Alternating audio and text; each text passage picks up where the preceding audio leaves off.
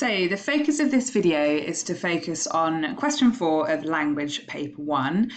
As a bit of a side note, just want to zoom in on our very cool TGS English Department logo. So this is coming to you from the whole team, and just to give you some advice as you're working from home.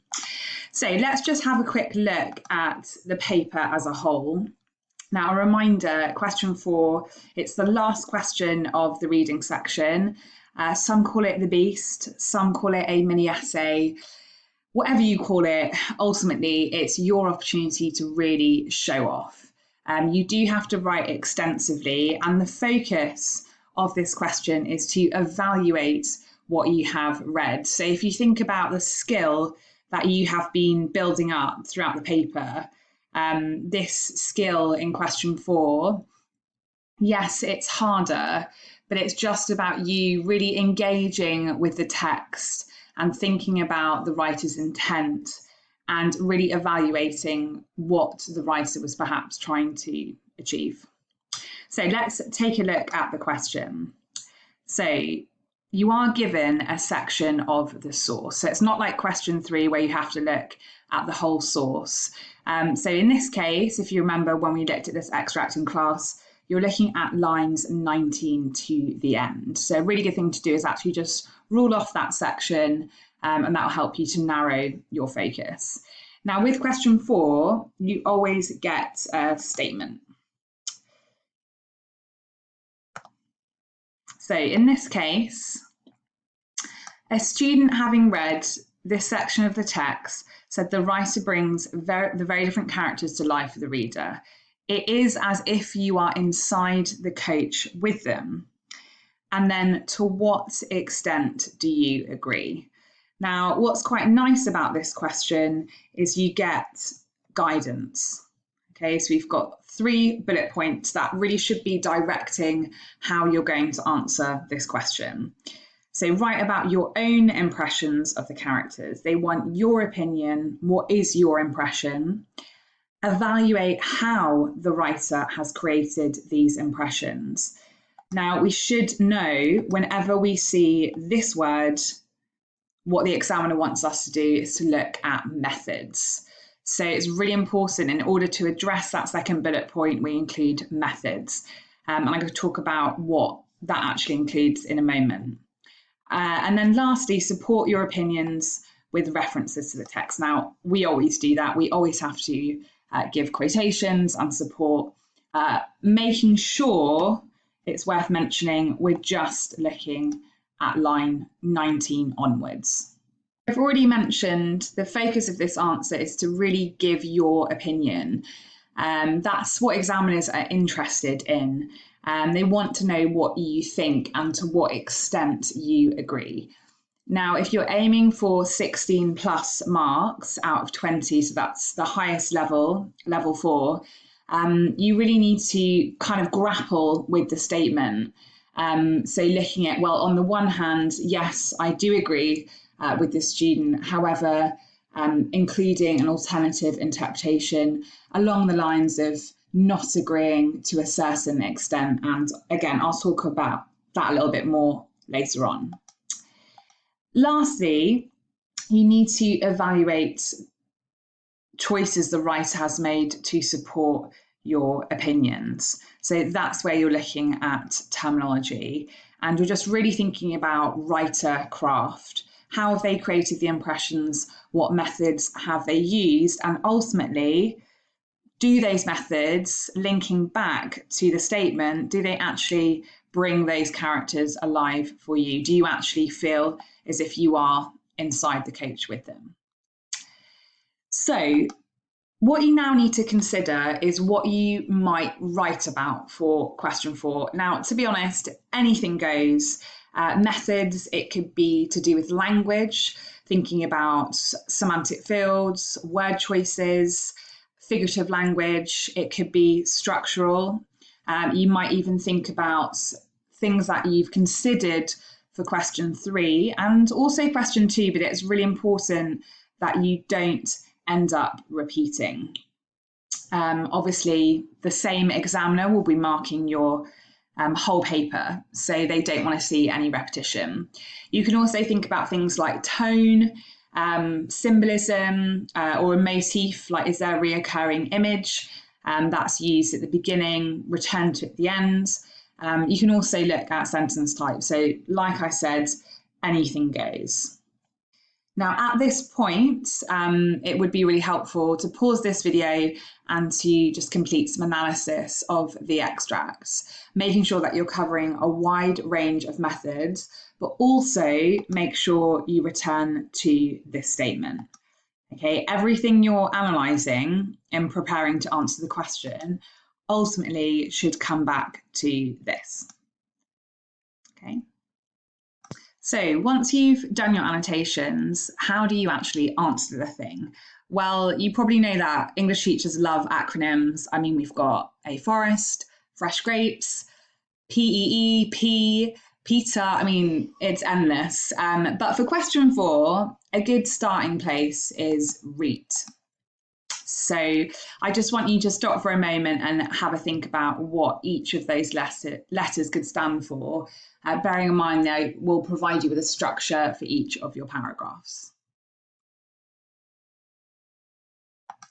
Okay, see how you got on. So R, it stands for reason. And essentially what that means is this is your thesis statement, this is your argument. So you decide on your viewpoint and you need to explain your reasoning. Now, my golden rule is always 2 sentences for a thesis statement. So don't just write, I agree with this. You actually need to add because, and then develop your thesis and explain your reason. Now, this is more likely to be in agreement with the statement, but like I said before, as your answer progresses, you can actually suggest that, in fact, you partially disagree, but obviously that is harder. But like I said before, if you want to get into level 4, you need to consider both sides. E, good old evidence. Where would we be without it? You have to support your ideas with textual evidence. And then in terms of T, the terminology, like I said, that can be absolutely anything. And that is the how of the question. How has the writer actually conveyed these ideas? So think of your show verbs. What are they doing? Are they highlighting something? Are they alluding? Are they building the character? And then you need to return to the statement and explain how it either supports, that's what it will most likely be, or challenges the statement. And again, just reiterate what your opinion is. Do you agree or do you disagree?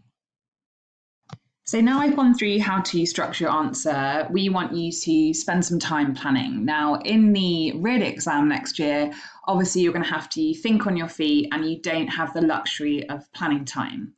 However, as you're just beginning to practice the questions for paper 1, it's actually really worth spending time thinking about what you'll write and really just focusing on the quality of each part of REAT.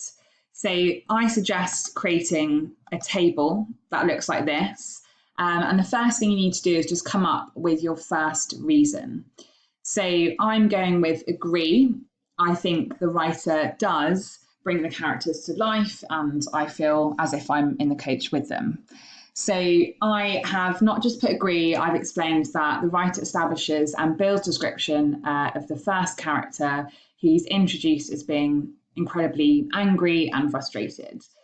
So once I've done that, I need to go to the text and think about the evidence that I will use. Now, because it's angry, I think a particularly good quotation, I quite like this one. He thrust his head out and shouted up to the driver, cursing him in a petulant voice for a rogue and a murderer. It's very dramatic. So I'm going to add that to my table.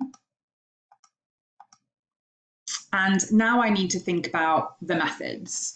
And when you do this, just have a think about which words in particular really stand out to you. So immediately, I feel the material verb thrust is aggressive and it's particularly effective at showing his anger. So I've just explained there that the verbs emphasize his dramatic, kind of quite erratic movements, feelings of irritation. we get an impression of him as quite an invasive character. And then what I've done, because I am obviously aiming for level 4, as I'm sure you will be, you need to develop your analysis. So try and say more than one thing about it. So I thought the use of the adjectives high and petulant were quite interesting, because in terms of bringing that to life, I'm already thinking about the voice of the driver, and the voice kind of being high pitched is almost a bit kind of childish. If you're a petulant child, it's kind of like you're almost having a tantrum and having a strop. But it's quite tense, and it almost creates this kind of quite claustrophobic nature of being on the coach. And obviously that part links to the second part, this part here, the second part of the statement. Okay, so it's your turn now. If you pause the video, and we want you to add reason, evidence, technique, and effect for 2 additional paragraphs. So you're just going to plan them in your table. And then once you've done that, you can combine it with mine and you're ready to write your answer. So once you've finished your table, you are now ready to write. So we're aiming here for at least 3 paragraphs. As this is a first attempt, don't worry if you didn't manage to come up with an alternative interpretation. But the main thing is you've got 3 ideas. You can use my ideas. If we just go back to my table, absolutely welcome to use that as your first paragraph, and then using the rest of your table to write paragraphs 2 and paragraphs 3. So just a few sentences to help you. And again, this is a really good starting point. Ultimately, you'll want to rely less and less on these as you go into year 11. But like I said, this is a first attempt. So let's just start off with some of these evaluative verbs. So thinking about the writer and how the writer is doing it, and the more specific you are with your points here, the better. So you could write the writer successfully, skillfully, carefully, intentionally, effectively.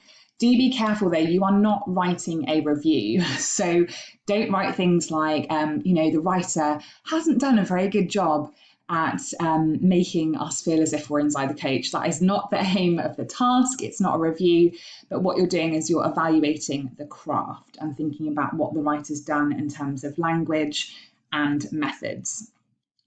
Some sentence starters you could also use, just having a look here at the bottom, the writer successfully, I agree with the writer employs, the use of, this suggests implies to the reader that, and so on and so forth. So quite similar to lots of the sentence openings you use for your literature essays.